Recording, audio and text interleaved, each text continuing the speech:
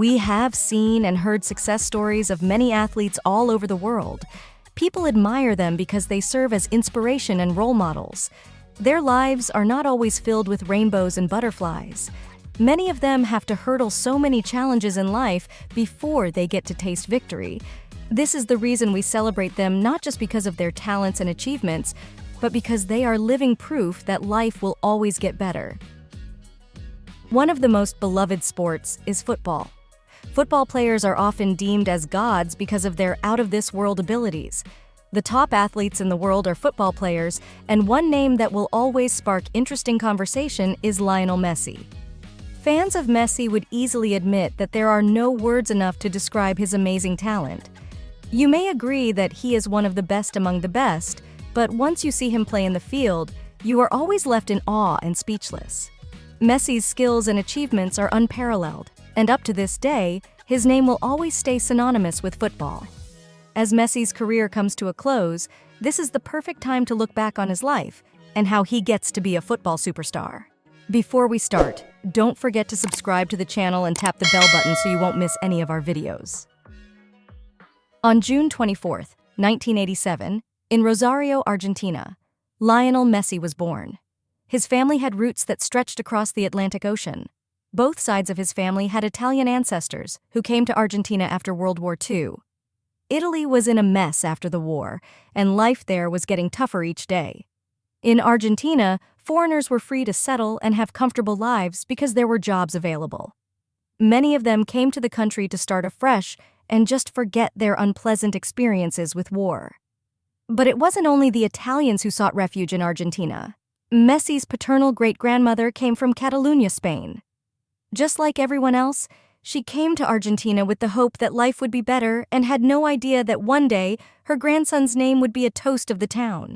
Back in the late 1980s, if you grew up in Argentina, chances are you loved football. Everyone seemed to be crazy about it, especially when Diego Maradona, one of the greatest players ever, was in his prime. Interestingly, the same year Messi was born, Maradona was having his best season ever.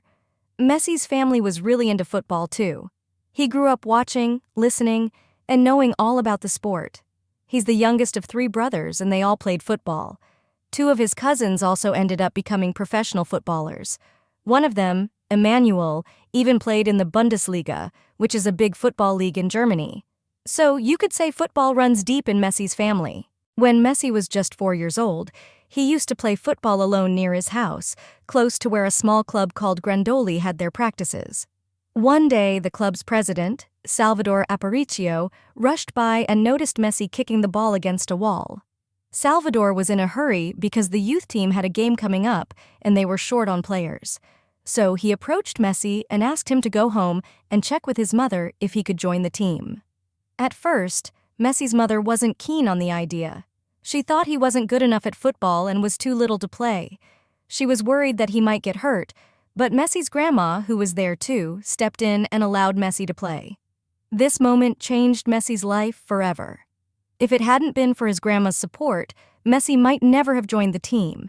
And if his mother hadn't been so worried, the president might not have made the crucial decision to let Messi play on the right wing, close to where his family could watch him, just in case something went wrong. Little did anyone know, this decision would play a huge role in shaping Messi's incredible football career. When Messi first started playing, everyone was amazed. He moved across the field as if the other kids weren't even there, showing off his skills in a way that almost didn't seem fair. Salvador, who saw him play back then, remembers it vividly.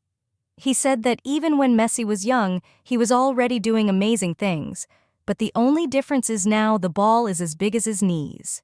His size was a big concern to many because he didn't seem to grow much.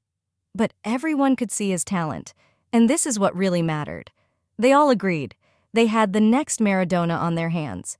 It was like Messi was born to play football. Even at school, during recess, teachers had to be extra careful because kids would argue and even fight over having Messi on their team.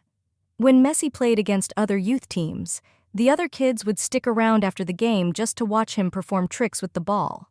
It was like he was putting on a show, and everyone wanted a front row seat. Messi's talent didn't stay hidden for long, even at a small club like Grandoli. After just over 2 years, he was on the move to Newell's Old Boys, one of the biggest clubs in Rosario. This club had a great reputation for developing players, and Messi was a big fan from the start. His very first birthday present was their jersey. While Messi was still playing at Grandoli, Maradona had started playing for Newell's. Naturally, Messi's family made sure to take him and his brothers to watch Maradona in action. So, by the following year, Messi had joined Newell's Old Boys too. At the young age of just 6, Messi played his first game for the club. And what a game it was! They won 6-0, and Messi scored an incredible 4 goals. That was just the beginning.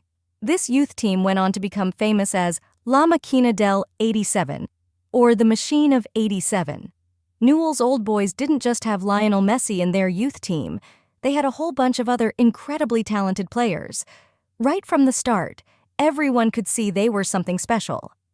Any team that faced them didn't stand a chance.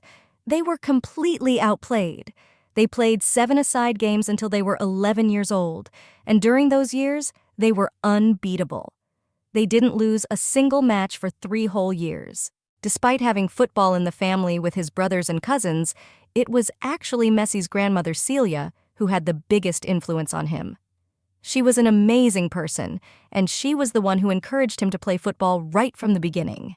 She was the one who took him to his first training session, convinced his parents to buy him his first pair of boots, and even persuaded a coach to let Messi play in a game once. Messi had a special bond with her. He still does. He once shared with the press that when he was a kid, he and his cousins used to argue over who would get to spend the night at her house.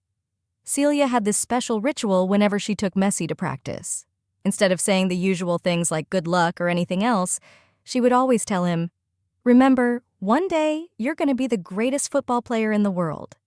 She believed in him from the very beginning, and her words of encouragement stayed with Messi throughout his journey to greatness. When Messi was between the ages of 10 and 11, it was a difficult time for him. Firstly, his beloved grandma, Celia, passed away. This was hard on him, and even to this day, he thinks about her a lot when he's playing football. He said that there isn't just one thing about her that made her so special to him. You'd have to know everything about her. It wasn't just that she loved him, it was how she showed her love. In a way to honor her memory, Messi now points to the sky every time he scores a goal. Losing his grandma was a big emotional hurdle for Messi to overcome. There were a lot of feelings to deal with and a lot of sadness to work through. But just when he was already dealing with all of that, another heavy blow hit him. Messi had been seeing an endocrinologist for about a year, following the club's advice. Unfortunately, the news wasn't good. He was diagnosed with a hormone deficiency that was affecting his growth. After a year of testing, Messi was prescribed daily injections to compensate for this deficiency. One of his teammates from his youth team remembered that when Messi stayed over at his house, he always brought a box with him and asked to keep it in the freezer. Then, in the middle of the night, Messi would give himself the injections. At first, his teammate found it strange, but for Messi, it was just like any other routine task, and soon, everyone got used to it too. But it was an expensive treatment. Messi's parents were worried not because Messi had to deal with this possibly for a long time, but the cost of the treatment, which was around $1,000 per month. Their insurance wouldn't be able to cover it for much longer, and that was a major concern for them. It was a good thing that Newell's Old Boys agreed to cover the costs of Messi's treatment. But when Argentina faced an economic crisis, they couldn't afford it anymore. Messi's family had mixed emotions about the whole situation. They were worried and scared that if Messi couldn't get his treatment, it could have serious consequences for his future. What do you think Messi and his family did? Was his medical condition a big obstacle to being part of the big leagues? Check the second part of this video to find out what happened to Messi as he was looking for ways to cover his medical expenses. Don't forget to subscribe to the channel and tap the notification button to stay updated on new videos.